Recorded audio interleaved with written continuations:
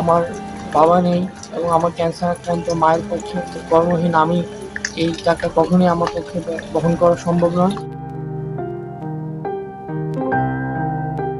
গত ২৪ জুলাই ছেলে হয়ে যাচ্ছে পঙ্গু, মায়ের ক্যান্সার, এই শিরোনামে ৭১ টেলিভিশনের ডিজিটাল প্ল্যাটফর্মে প্রচারিত প্রতিবেদনে এভাবে কান্নায় ভেঙে পড়েছিলেন বিরল রোগ হিমোফিলিয়া আক্রান্ত তানজিমুল ইসলাম তারেক। শরীরের আমার পেটে এবং হাতে এবং প্রায় সব জয়েন্টে প্রচন্ড পরিমাণ ব্যথা।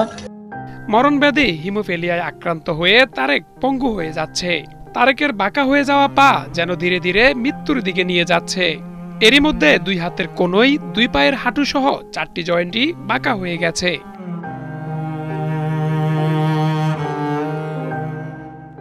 ৭১ টেলিভিশনে সংবাদটি প্রচারিত হলে অসহায় তারেক ও তার মায়ের চিকিৎসায় এগিয়ে আসেন অনেকেই। তাদের মধ্যে বিএনপির ভারপ্রাপ্ত চেয়ারম্যান তারেক রহমানেরও দৃষ্টিগোচর হয় প্রতিবেদনটি। তিনি আমরা বিএনপি পরিবারের মাধ্যমে এগিয়ে আসেন অসহায় পরিবারটির পাশে। তারেক রহমানের নির্দেশে আমরা বিএনপি পরিবারের আহ্বায়ক আতিকুর রহমান রুমন প্রথম দফায় ১ লাখ টাকা তুলে দেন তারেকের মায়ের হাতে। ৭১ টেলিভিশনে এই সংবাদটি দেখার পরেই আমাদেরকে নির্দেশনা দেওয়া হয় এই মানবিক পরিবারের পাশে যেন আমরা দাঁড়াই এবং এই পরিবারকে যথাসাধ্য আমরা হেল্প করি এবং তাদের পাশে দাঁড়াই এবং তার বার্তা পৌঁছে দিই। তারই অংশ হিসেবে আজকে আমাদের এই রুগী, আমাদের ফেনী জেলার তারেক, যার নাম তারেক, এর আজকে যে দুর্দশা আপনারাও দেখছেন, আমরাও দেখলাম। মা ক্যান্সারের রুগী, ছেলে হচ্ছে একটা বিরল রোগে আক্রান্ত, যার রক্ত শূন্যতা হয়ে যাচ্ছে, আস্তে আস্তে পঙ্গুত্ব বরণ করছে, মানে বাবা নেই। এই পরিবারের পাশে আমরা বিএনপি পরিবারকে দাঁড়ানোর জন্য আমাদের নেতা তারেক রহমান নির্দেশ দিয়েছে। তারেক রহমানের নির্দেশে হিমোফিলিয়ায় আক্রান্ত তারেক এবং ক্যান্সার আক্রান্ত মায়ের চিকিৎসায় আগামীতেও পাশে থাকবে আমরা বিএনপি পরিবার। ভারপ্রাপ্ত চেয়ারম্যান তারেক রহমান উনি আমাদের আহ্বায়ক রুমন ভাইকে নির্দেশ দেন এবং তার প্রেক্ষিতে আমরা আজকে এসেছি এবং তার পাশে তার চিকিৎসার জন্য যা করা দরকার সেটা আমরা দায়িত্ব নিয়েছি।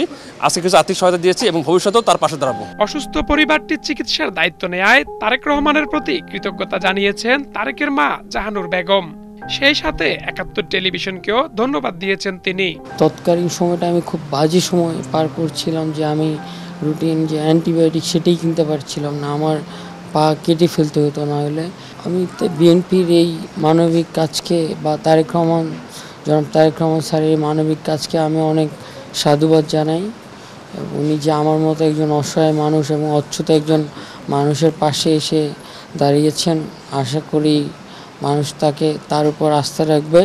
তারেক রহমান স্যার আমাদের সহযোগিতা করেছে, দোয়া করি তার জন্য এবং তার আম্মার জন্য দোয়া করি এবং দোয়া করি সে যদি ক্ষমতা আসতে পারে তাহলে আশা করি আরও অনেক দুস্থ পরিবার, অনেক অসহায় রুগীদের অনেক সুবিধা হবে এবং সুযোগ সুবিধা বাড়বে। ফেনী জেলার সোনাগাজী উপজেলার এই পরিবারটির এই সংবাদটি বিএনপির ভারপ্রাপ্ত চেয়ারম্যান তারেক রহমানেরও দৃষ্টিগোচর হয়। আমরা বিএনপি পরিবারের মাধ্যমে তিনি আজকে এই পরিবারটির জন্য আর্থিক সহায়তা দিয়ে গেছেন। একই সাথে আগামী দিনেও এই পরিবারটির পাশে থাকবেন বলে জানিয়েছেন। ফারুক মজুমদার, ৭১, ঢাকা।